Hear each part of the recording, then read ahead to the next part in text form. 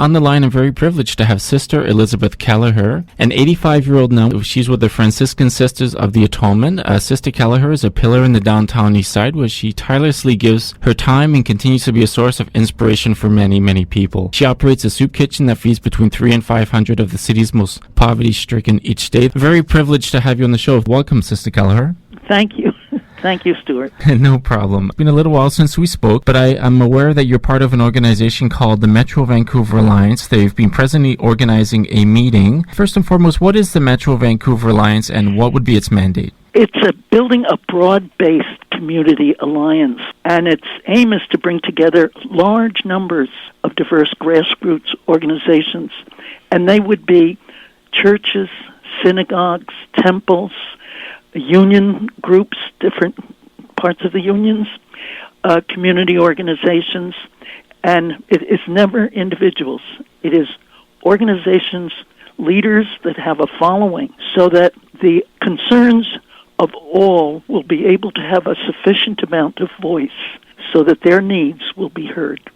And the needs are determined by all of the groups making the decisions of what really needs to be done. Now, you've been a very active citizen, as I mentioned before, for many years, and you're very well aware of the needs of your community. It seems like we're going to be having many elections this year, certainly municipal, probably provincial, and maybe even a federal election. What should be their priorities? What needs to happen right now? One of the things I would say is that the leadership, any elected officials, need to know they are elected supposedly by the people, for the people. For the last several years, that seems to have been changed. When you see that people depend on being elected or reelected by the support of huge industrials, corporations, or industries, or whatever, and of course, once they put a huge amount of money into the coffers of those looking for elections, it's really being elected by corporations. So then, of course, decisions are made for the benefit of corporations. We are losing our democratic spirit. In a democracy, you're elected by the people and make decisions for the majority of the people, what the people's needs are. Now, one of those huge corporations that I would mention is in Vancouver is Concord Pacifica. Now, there's been a battle between advocacy groups, and a lot of people have spoke out against these large towers being proposed in Chinatown, right on the edge of the Downtown Eastside. Fundamentally, why do people get upset about these developers building there? What are the main concerns about this development? One of the things that I have come to know is that way back in the early 90s, 1993, that there was a complaint made by developers that as long as the government built social housing, the government was interfering with private enterprise. Before that, the government put, according to the population of each province, monies that would be needed to build social housing, affordable housing, which seemed to be fair. Why do developers say it's interfering with private enterprise? Because they put what they think should be the percentage of the cost of the building, their percentage for profit. The government does not need to do that because it's government money. So since then, there hasn't been this influx of money from the federal government to the provinces to do what is absolutely essential. Have money for affordable housing in each of the provinces. Without that, neither the province nor certainly not the cities have the money in their budgets to do the building. So that now the developers aren't going to develop social housing, they're going to develop condos. Why do we have homelessness? People can't afford, even moderate income people can't afford the rents that are now. If you have more than a one-bedroom apartment, it's up to, if it's a two-bedroom, it's probably $2,000 or $2,500. How do families live?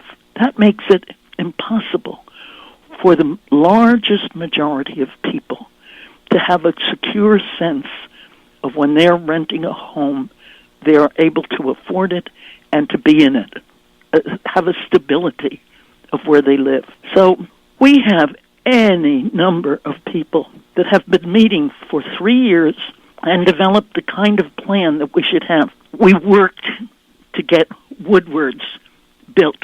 Supposedly, we were getting it redone to build social housing. And what comes in? A few units of social housing. The majority by far in these huge towers. And of course, the cost is way beyond the people in this neighborhood.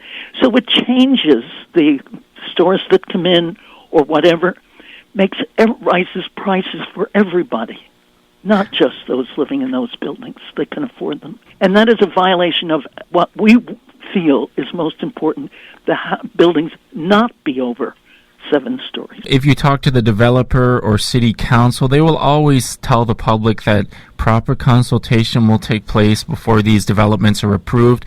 Can you explain actually what happened this week in City Hall around this development?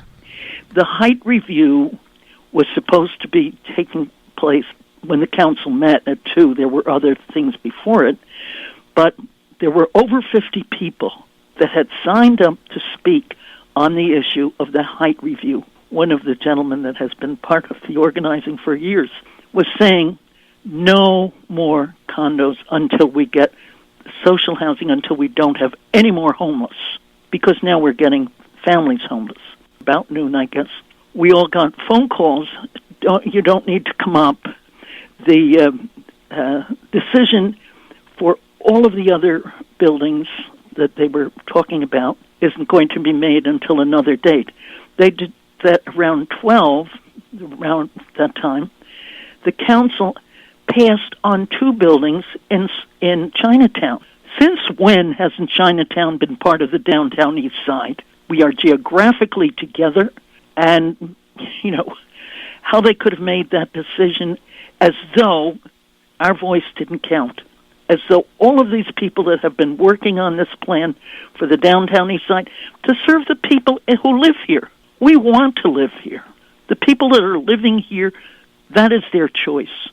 And they have been, let's say, made to put up with some of the worst situations in the world, but it's the only ones they can afford. So to put, I don't know whether these buildings are going to be 12 or 15 stories high, that is a violation of what we have worked for and worked for and worked for. The zoning should stay, and it should have the input of the people.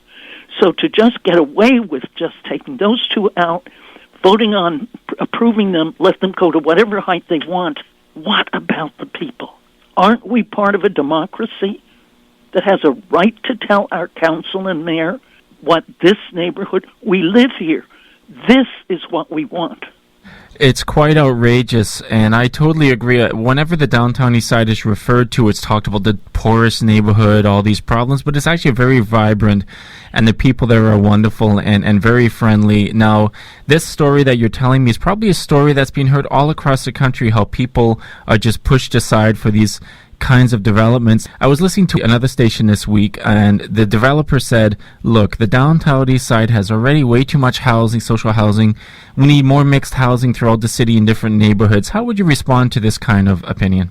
From an exact example that I have of a man earning $18 an hour, which used to be, at least a moderate, you could make out pretty well.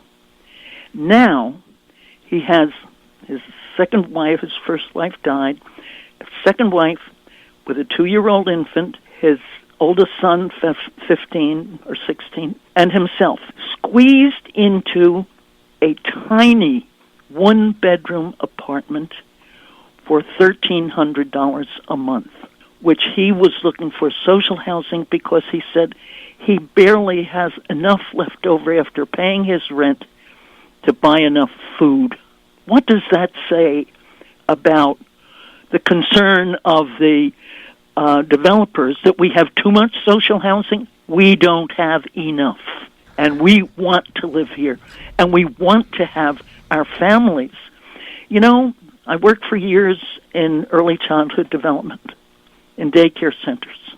And you could tell where there was a family that was struggling because it showed up in the child who was so really reflected the anxiety of the parents, so that the child almost couldn't listen to you, couldn't attend to anything. Why some of them don't make it in school? Because the anxiety of not knowing whether you're going to be able to pay your rent or you'll be out on the street next month is so horrendous, and its effect on the children is so awful.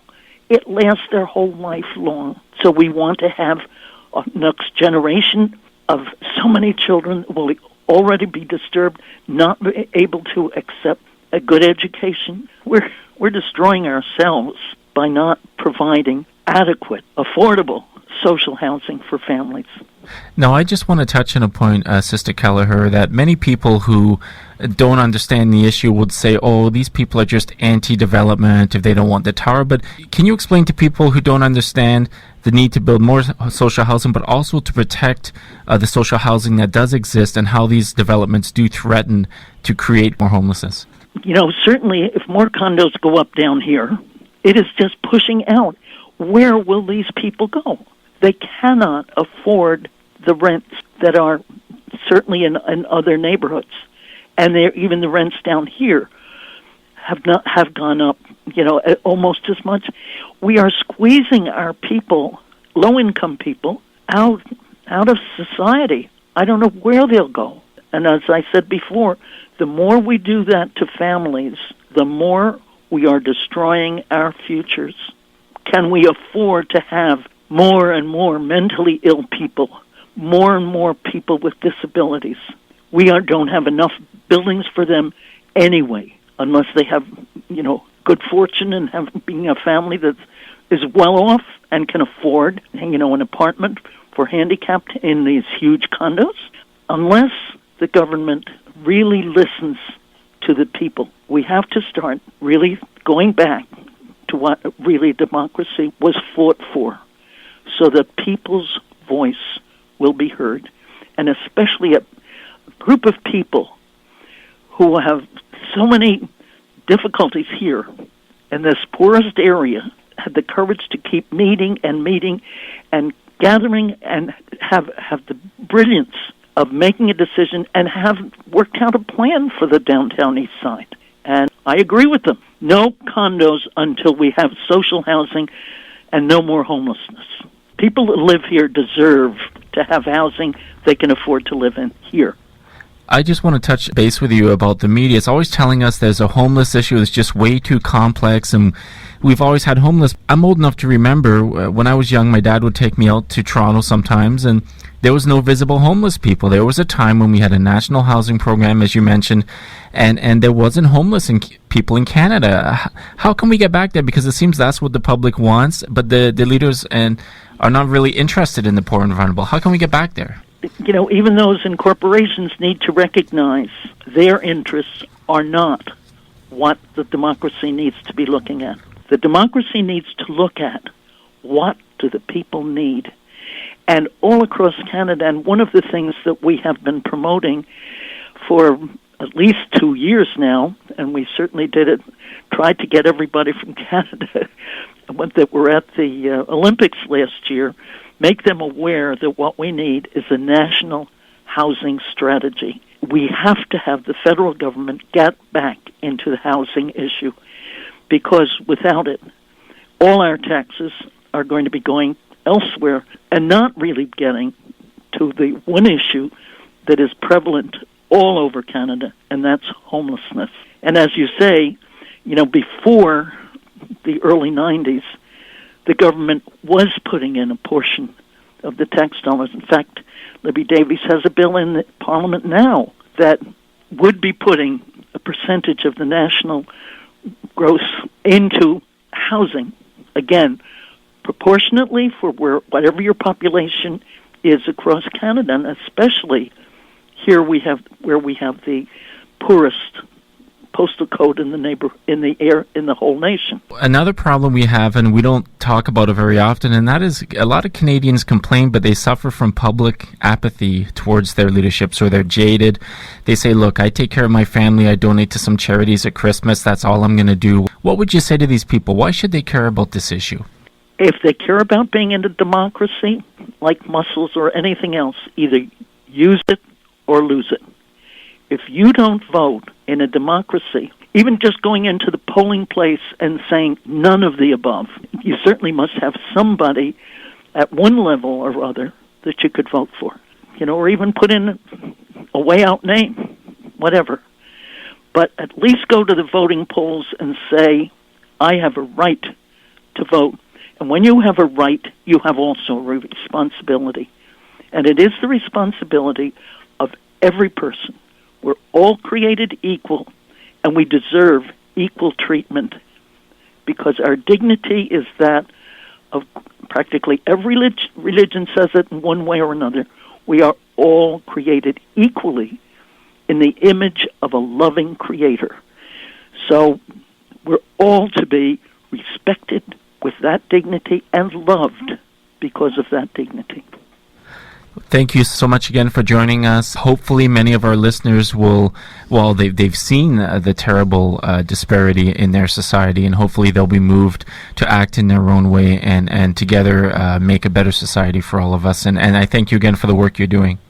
Thank you so much, Stuart.